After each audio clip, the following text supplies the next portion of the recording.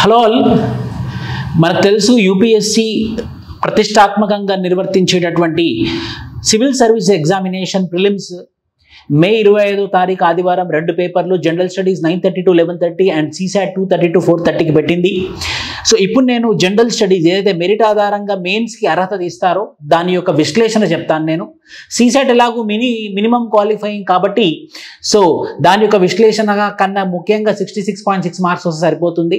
So general studies చాలా important, ఎందుకంటే అది మెరిట్ ఆధారంగా ఉంటుంది కాబట్టి. సో యూపీఎస్సీ అడిగినటువంటి ప్రశ్నల సరళి ఎలా ఉందో చెప్తాను నేను. సైన్స్ అండ్ టెక్నాలజీ నుండి మొత్తం 100 MCQsలో నుండి సైన్స్ అండ్ టెక్నాలజీ అనే ఒక సబ్జెక్ట్ నుంచి 10 క్వశ్చన్స్ అడిగారు, పాలిటీ నుంచి 17 అడిగారు, ఎకానమీ నుంచి 20 అడిగారు, అండ్ హిస్టరీ నుండి 15, ఎన్విరాన్మెంట్ నుండి 15, యాజ్ వెల్ యాజ్ జియోగ్రఫీ నుండి 15, ఎన్విరాన్మెంట్ నుండి 10, కరెంట్ అఫైర్స్ నుండి 7 అండ్ IR నుంచి 3 అడిగారు అనమాట. ఇలా మొత్తం పలుగా polity, economy, history, geography, science and technology, environment, international relations నుండి ఓవరాల్గా 100 ప్రశ్నలు అడిగారు. సో ఒకసారి మనం సరళి కనుక చూసినట్టయితే మనకు అర్థమవుతుంది ఎలాంటి ప్రశ్నలు అడిగారని చెప్పేసి. మీరు ఒక చూస్తే మొదటి ప్రశ్న ఇక్కడ ప్రాపర్గా ఇక్కడ మీరు చూసినట్టయితే మొదటి ప్రశ్న ఎలక్ట్రిక్ వెహికల్స్ మీద అడిగాడు. రెండో ప్రశ్న అన్మాన్డ్ ఏరియల్ వెహికల్స్ డ్రోన్స్ మీద అడిగాడు. మూడో ప్రశ్న మళ్ళీ ఎలక్ట్రికల్ వెహికల్స్ మీద అడిగాడు. అంటే ఏదైతే కరెంట్ అఫైర్స్ ఏదైతే కాంటెంపరీగా జరుగుతుందో మనకు తెలుసు, అన్మాన్డ్ ఏరియల్ వెహికల్స్ అంటే డ్రోన్స్, అది కరెంట్ ఇష్యూస్ లాగా ఉంటుంది. మనం ప్రతి చోట డ్రోన్స్ చూస్తున్నాం. మనం ఒక పెళ్లి ఫంక్షన్కి వెళ్ళినా డ్రోన్స్ చూస్తున్నాము, లేకపోతే మన వార్లో ఇండియా పాకిస్తాన్ వార్లో కూడా డ్రోన్స్లో చూసాము. దాన్ని మనం అన్మాన్డ్ ఏరియల్ వెహికల్స్ అని అంటాము. అలానే electrical vehicles, government of India renewable ఎనర్జీని ప్రమోట్ చేయాలి, క్లైమేట్ చేంజ్ని అరికట్టించాలి, పొల్యూషన్ని తగ్గించాలి, ఎలక్ట్రికల్ వెహికల్స్నే వాడాలని చెప్పేసి ప్రభుత్వ రంగ సంస్థలలో కూడా ఎలక్ట్రిక్ వెహికల్స్నే వాడుతుంది. కాబట్టి మొదటి ప్రశ్న, మూడో ప్రశ్న ఎలక్ట్రికల్ వెహికల్స్ నుంచి అడిగింది, రెండో ప్రశ్న వచ్చేసి అన్మాన్డ్ ఏరియల్ వెహికల్స్ నుంచి అడిగింది. సో మనకు అర్థమయ్యేది ఏంటంటే ఏదైతే కరెంట్లో బాగా ఇష్యూస్లో ఉన్నాయో అలాంటి ప్రశ్నలు అయితే అడుగుతుంది. ఇంకోటి మనకు తెలుసు, పొల్యూషన్ గురించి ఖచ్చితంగా ప్లాస్టిక్ అనేది అన్నిటికన్నా పెద్ద పొల్యూషన్. అది ఎక్స్పెక్టెడ్ క్వశ్చన్ ఎప్పుడైనా ప్లాస్టిక్ గురించి అడుగుతారని నాలుగో ప్రశ్న ప్లాస్టిక్ గురించి అడిగారు. కన్సిడర్ ద ఫాలోయింగ్ స్టేట్మెంట్స్, ఈ కింది వాటిలో ఎందులో ప్లాస్టిక్ ఉంది? Cigarette but, I glasses, lenses, car tyres, ఈ మూడిట్లలో కూడా ప్లాస్టిక్ వాడతాం మనము. సో మనకు తెలియాల్సిందే ఎందులో ప్లాస్టిక్ ఉంది, ఎందులో ప్లాస్టిక్ లేదు, ఎందుకంటే ప్లాస్టిక్ పొల్యూషన్ అనేది పెరుగుతుంది కాబట్టి. సో అలానే చూసుకుంటే మనము ఇక్కడ కోల్ గ్యాసిఫికేషన్ టెక్నాలజీ, మనం కోల్ని ప్రాపర్గా వాడుతున్నామా లేదా అనేది కూడా చాలా పెద్ద ప్రశ్న అవుతుంది. కాబట్టి కోల్ గ్యాసిఫికేషన్ టెక్నిక్ కూడా వాళ్ళు అడిగారు. కొత్తగా వచ్చినటువంటి టెక్నిక్ అనమాట ఎలక్ట్రిసిటీ ప్రొడక్షన్లో. సో అది కూడా కరెంట్ అఫైరే. ఆ కరెంట్ అఫైర్ నుంచి సైన్స్ అండ్ టెక్నాలజీకి సంబంధించినటువంటి కరెంట్ అఫైర్. మళ్ళీ ఇక్కడ మనం చూసినట్టయితే what is the common characteristics of the chemical substance generally known as Cl20, HMX and LLM-105 which are some times talked about in media. ఈ పదార్థాలను మనము మాట్లాడామన్నమాట. ఇది ఫర్ ఎగ్జాంపుల్ క్లోరోఫ్లోరో కార్బన్స్ లాగా, లేకపోతే హైడ్రోక్లోరోకార్బన్స్ లాగా. అలానే ఈ యొక్క కెమికల్స్ కూడా మనం వాడాము. ఇది ఏ సందర్భంలో వాడామని చెప్పేసి అడిగినటువంటి ప్రశ్న. ఇలాంటి క్వశ్చన్స్ ఎక్స్పెక్టెడ్ క్వశ్చన్సే. టఫ్ క్వశ్చన్ పేపరే, ఖచ్చితంగా టఫ్ క్వశ్చన్ పేపరే, కానీ మనం ఎక్స్పెక్ట్ చేయొచ్చు అనమాట. రీసెంట్గా ఏమేమి కెమికల్స్ న్యూస్లో ఉన్నాయి, రీసెంట్గా మనం కొత్తగా తెచ్చుకున్నటువంటి science and technology related advancements ఏంటి అనేటటువంటి ప్రశ్నల మీద మన ప్రశ్నల ప్రణాళిక అనేది ఉంది. సో నెక్స్ట్ 7th క్వశ్చన్ చూసినట్లయితే అయితే Majorana 1 chip will enable quantum computing. Majorana 1 chip has been introduced by Amazon Web Services. Deep learning ఈ subset of machine learning. Machine learning అని మనం వింటూనే ఉన్నాం కదా, డీప్ ఫేక్స్ అని, లేదా డీప్ లెర్నింగ్ అని. So science and technology related ప్రశ్నలు అనమాట.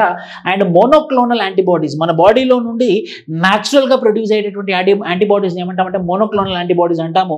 సో దాని గురించి సైన్స్ అండ్ టెక్నాలజీలో అడిగారని చెప్పేసి మనకు అర్థమవుతుంది.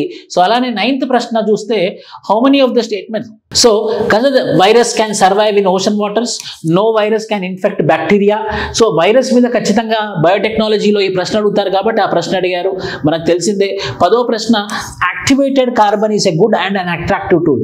సో దీని ద్వారా మనకు అర్థమయ్యేది ఏంటంటే సైన్స్ అండ్ టెక్నాలజీ నుంచి మొదటి 1 నుంచి 10 ప్రశ్నలు సైన్స్ అండ్ టెక్నాలజీ నుంచి అడిగారు. మళ్ళీ జనరల్ సైన్స్ నుంచి అడగలేదు, current affair related contemporary science and టెక్నాలజీలో ఉన్నటువంటి ఇష్యూస్ గురించి అడిగారు అనమాట. సో నా పేరు Vishnuvardhan, faculty and director of Vishnu IAS academy. నేను anthropology optional, Indian polity and ethics and current affairs చెప్తాను. ముఖ్యంగా ఎథిక్స్ అండ్ ఆంథ్రపాలజీకి నేను renowned faculty across India. So నా విశ్లేషణ మీరు చూస్తున్నారు. సో ఈ పర్టికులర్ విశ్లేషణలో మొదటి ప్రశ్న 10 ప్రశ్నలు మాత్రం సైన్స్ అండ్ టెక్నాలజీ నుంచి అడగడం అయితే జరిగింది. సో 11వ ప్రశ్న చూసినట్టయితే that carbon dioxide emissions from cement industry account for more than 5%. Silica bearing clay is mixed with limestone while manufacturing cement. Limestone is converted into lime during clinker production for cement manufacturing. So environment related ప్రశ్న అడిగారు మొదటి 11వ ప్రశ్న. 12వ ప్రశ్న చూసినట్టయితే conference of parties 28. Conference of parties 28 అది expected question. So ఏవైతే international summits జరుగుతాయో వాటి మీద అడిగినటువంటి ప్రశ్న కాన్ఫరెన్స్ ఆఫ్ పార్టీస్ మీద. సో అదే విధంగా 13వ ప్రశ్న మనం చూసినట్టయితే solar flares. Scientific studies suggest that scientific solar flares, ఈ సోలార్ సన్ మధ్యలో ఉన్నటువంటి ఆ పవర్ఫుల్ సెంటర్ని ఏదైతే ఆ అగ్నిగుండాలని విదజల్లుతుందో దాన్ని మనం సోలార్ ఫ్లేర్స్ అంటామో, దాని గురించి అడిగినటువంటి ప్రశ్న. సో అదే విధంగా మనం చూసినట్టయితే నెక్స్ట్ ప్రశ్న 14వ ప్రశ్న. ఇదైతే మోస్ట్ ఎక్స్పెక్టెడ్ క్వశ్చన్ ఉండే ప్యారిస్ అగ్రిమెంట్ ఆర్టికల్ 6. ఇదైతే ఖచ్చితంగా ప్రతి ఒక్క అకాడమీ ఇది ఎక్స్పెక్టెడ్ క్వశ్చన్ లా చెప్పింది అనమాట. ఎందుకంటే ఆర్టికల్ 6 అనేది కొంచెం కాంట్రవర్షియల్ అండ్ మోస్ట్ సిగ్నిఫికెంట్ అనమాట. అందుకోసం ఆర్టికల్ 6 ఆఫ్ ప్యారిస్ అగ్రిమెంట్ అని మేము కూడా మా ప్రిలిమ్స్ సిరీస్లో మేము కూడా ఇచ్చాము. అదేవిధంగా ఈ ప్యారిస్ అనుకున్నట్టే యూపీఎస్సీ అడిగింది. అంటే యూపీఎస్సీ ఏదో కొత్తది తెచ్చి అడుగుతుందని కాదు, ఏదైతే న్యూస్లో ఉందో, ఏదైతే ఎక్కువ వాడుక పదంలో ఉందో, ఏదైతే ఎక్కువ వైరల్ అవుతుందో దాని మీద అడిగేటటువంటి సందర్భం అని చెప్పేసి మనం అర్థం చేసుకోవాల్సిన అవసరం ఎంతైనా ఉంది. సో 15th క్వశ్చన్ మనం చూసినట్టయితే which one of the following launched the Nature Solutions Finance Hub for Asia and Pacific? Nature Solution Finance Hub అని దేని గురించి మనం స్థాపించామని చెప్పేసి అడిగినప్పుడు ఫ్యాక్చువల్ క్వశ్చన్, అది one worder question. Direct air capture మీద ఏమడిగారు అదొకటి. At the same time peacock tarantula consider the following statement. కొత్తగా పికాక్ తరంతుల్, గుట్టి తరంతుల్ అని అంటాం దాన్ని. సో ఎవ్రీ ఇయర్ మన ఖచ్చితంగా ఒక ఎండేంజర్డ్ స్పీషీస్, ఏదైనా క్రిటికల్లీ ఎండేంజర్డ్ స్పీషీస్ మీద ఒక ప్రశ్న అడుగుతారని మనకు తెలుసు. దానికి సంబంధించినటువంటి ప్రశ్ననే పికాక్ తరంతుల. సో మనం చూసినట్టయితే 18th question carbon dioxide. So environment మీద అడిగారు క్వశ్చన్స్. 19th క్వశ్చన్ మనం చూసినట్టయితే కసావా, జింజర్, మలబారా, స్పినిచ్, మింట్, పపాయ్ ఈ కింది వాటిలో ఏంటి అని చెప్పేసి అడిగారు. At the same time 20th question planet earth గురించి అడిగినట్టు మనకు తెలుస్తుంది. సో ఆక్సిజన్ గురించి 1 to 10 క్వశ్చన్స్ ఏమో సైన్స్ అండ్ టెక్నాలజీ అడిగారు. ఇది సెట్ బి అండి. ఇది ఎన్నో సెట్ అంటే సెట్ బి. సో ఈ సెట్ బిలో 1 నుంచి 10 ఏమో సైన్స్ అండ్ టెక్నాలజీ ప్రశ్నలు అడిగారు. అదేవిధంగా 11 నుంచి 20 ఏమో ఎన్విరాన్మెంట్ రిలేటెడ్ ప్రశ్నలు అడిగారు అనమాట. సో మనం ఇంకా ముందుకెళ్తే 21 చూసుకుంటే హిస్టరీ నుంచి అడిగారు ప్రశ్న. రాజా రామ్మోహన్ రాయ్ గురించి అడిగారు. అది ఎవరైనా చదువుతారు, మనం అంటే చదవాల్సిందే. నాన్ కోఆపరేషన్ మూవ్మెంట్ గురించి అడిగారు. నాన్ కోఆపరేషన్ ప్రోగ్రామ్ గురించి అడిగారు. సో అది కూడా మనం చదవాల్సిందే. ఇదైతే పీవైక్యూ అండి. అరగట్ట అనేది పీవైక్యూ, అది ప్రీవియస్ ఇయర్ క్వశ్చన్. అది అరగట్ట డైరెక్ట్ అడిగాడు. హూ అమాంగ్ ద ఫాలోయింగ్ మఠవిలాస, విచిత్ర చిట్ట అండ్ గుణబహార ఈ 3 దేనికి సంబంధించిందని అడిగారు. హిస్టరీ మాత్రం ఈజీగా, ఎకనామిక్స్ చాలా టఫ్గా అడిగాడు ఈసారి, చాలా టఫ్గా అడిగాడు. హిస్టరీ ప్రశ్నలు మాత్రం ఈజీగా అడిగాడు అనమాట. సో ఇవి మొదటి 4 హిస్టరీకి సంబంధించి. 5 కూడా ఫాహీన్ గురించి అడిగాడు. ఫాహీన్ మనకు తెలిసిందే, ఎవరి టైంలో వచ్చాడని చెప్పేసి డైరెక్ట్ 1 సింగిల్ లైనర్ క్వశ్చన్ 25. మళ్ళీ 26కి వస్తే మలయా పెనిన్సులా గురించి అడిగాడు. Successful military campaign history question 26ది. అండ్ 27 రివర్ ఫ్లోయింగ్ అస్మక, ఏ కింగ్డమ్ లో ఏమేమి రివర్స్ ఫ్లో అవుతుందని అడిగాడు 27th క్వశ్చన్. అదేవిధంగా 28th క్వశ్చన్ మనం చూసినట్టయితే ఇక్కడ 28th క్వశ్చన్ ఫస్ట్ గంధర్వ మహావిద్యాలయ ఎక్కడుందని అడిగాడు. మళ్ళీ Ashokan inscription suggest the Pradeshika, Rajuka and Yukta. Non cooperation movement. So 1 to 10 వచ్చేసి సైన్స్ అండ్ టెక్నాలజీ, 11 to 20 వచ్చేసి ఎన్విరాన్మెంట్, 21 to 30 వచ్చేసి మనకు అర్థమవుతుంది హిస్టరీ నుంచి అడిగారు ప్రశ్నలు. సో 4th ఇక్కడ ఇది చాలా టఫెస్ట్ క్వశ్చన్ పేపర్ అండి, చాలా టఫ్ క్వశ్చన్ పేపర్. ఇది ఖచ్చితంగా మనం ఎక్స్పెక్ట్ చేయాల్సిందే. ఈ ఎకనామిక్స్ అయితే టఫ్ క్వశ్చన్స్ అడిగాడు. Hedge funds, bonds, reserve bank of India, directorate of enforcement, directorate of revenue intelligence, director general of systems and data management. ఇక్కడ చూసినట్టయితే this is called as business responsibility and sustainability report of RBI.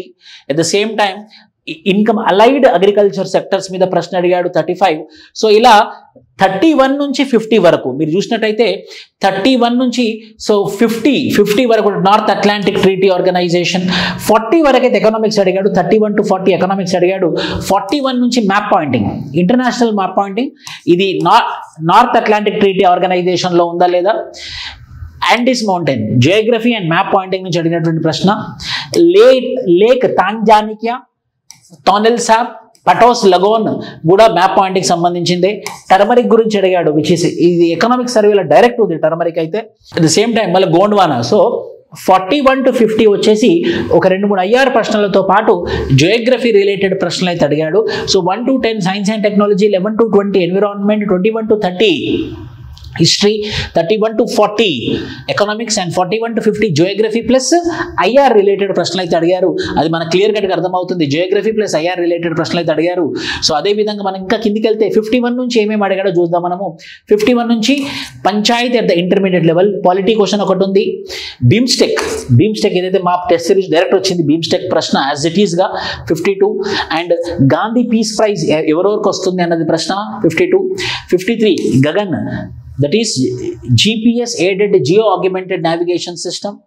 And Grand Playas, International Year of Women. And BRICS Summit. Lokpal, 58th question Lokpal with అడిగాడు. 59th question వచ్చేసి kho kho world cup current affair. The first kho kho world cup ఎవరు గెలిచారు తెలుసుకోవాలి, మన game కదా అది, మన traditional game అది. సో మన ట్రెడిషనల్ గేమ్ గురించి అడిగారు 59. 68th కరెంట్ అఫైర్స్, ఎవరెవరికి ఏమేమి ప్రైజెస్ వచ్చాయి, చెస్ ప్లేయర్ ఎవరు అని చెప్పేసి కరెంట్ అఫైర్ రిలేటెడ్ ప్రశ్నలు అడిగారు.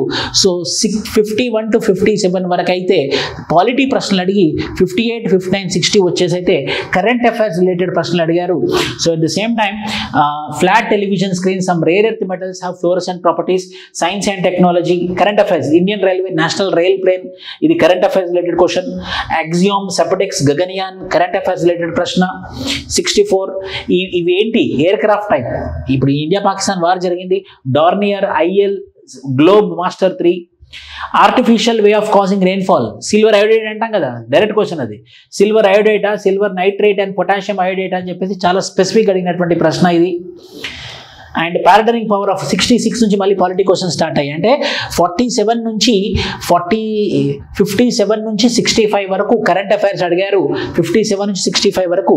66 నుంచి మళ్ళీ పార్లమెంట్, ప్రెసిడెంట్ గురించి, ప్రెసిడెంట్ గురించి అడిగినటువంటి ప్రశ్న.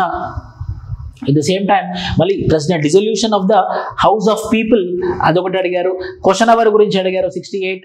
అండ్ 69 చూసినట్టయితే ఎక్స్క్లూజివ్ స్టేట్ గవర్నమెంట్ యొక్క పవర్స్ గురించి అడిగారు, మనకు తెలిసిందే. అండ్ నేషనల్ రిస్టోరేషన్ లా, కొత్త చట్టం వచ్చింది, national restoration law to tackle climate change and biodiversity loss.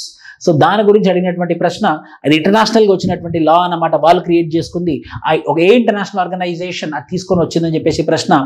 71 so ఇది యాక్చువల్లీ ఎవరైనా చూసి సీసాట్ క్వశ్చన్ లేకపోతే మ్యాథమెటిక్స్ క్వశ్చన్స్ అనుకుంటాము, డైరెక్ట్ ఎకానమీ నుంచి అడిగినటువంటి ప్రశ్న.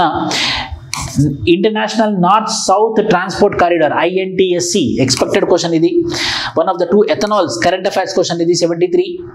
And 74 world bank question, this is also current affairs question. Current affairs questions economy type of questions కూడా అడిగాడు. మళ్ళీ ఫిజికల్ డెఫిసిట్ అప్లికేషన్, ఆ టైంలో సబ్జెక్ట్ నాలెడ్జ్ ఉంటే తప్పించి ఎకనామిక్ ఆన్సర్ మనం ఆన్సర్ చేయలేము. So 76 recommendations of 15th finance commission. ఎవరైనా 15th ఫైనాన్స్ కమిషన్ చదువుకొని వెళ్తారు, direct question 15th finance commission మీద. IBRD, వరల్డ్ బ్యాంక్ ఉన్న IBRD చదువుకొని వెళ్తాం మనము. RTGS నెఫ్ట్, రోజు బ్యాంక్ వెళ్తే మనం చేసేది RTGS అండ్ నెఫ్ట్ కదా, RTGS and NEFT. So general knowledge తోని ప్రతి ఒక్కరికి ఉండాల్సిన information. And which of the following are accepting మన యూనిఫైడ్ పేమెంట్ ఇంటర్ఫేస్ UPI, ఏ కంట్రీలో యాక్సెప్ట్ చేస్తుంది మనకు తెలవాల్సిందే, అది అడిగారు. Prime minister Suraj Ghar Muft Bijli, very very famous yojana, Pradhanmantri Surya Ghar Muft Bijli Yojana, దాని నుంచి అడిగినటువంటి ప్రశ్న. 80th ప్రశ్న. సో మళ్ళీ పాలిటీ క్వశ్చన్స్ వచ్చాయి 81 నుండి. 81 పాలిటీ క్వశ్చన్ ర్యాండమ్గా అడిగారండి. అంతకుముందేమో 1 to 20, 20 to 30, 40, 40 to 60 ఇలా ఫిక్స్గా అడిగేవారు అనమాట. ఇప్పుడు జంబులింగ్ చేసి అడిగారు. స్టార్టింగ్ మాత్రం 1 to 10, 11 to 20, 20 to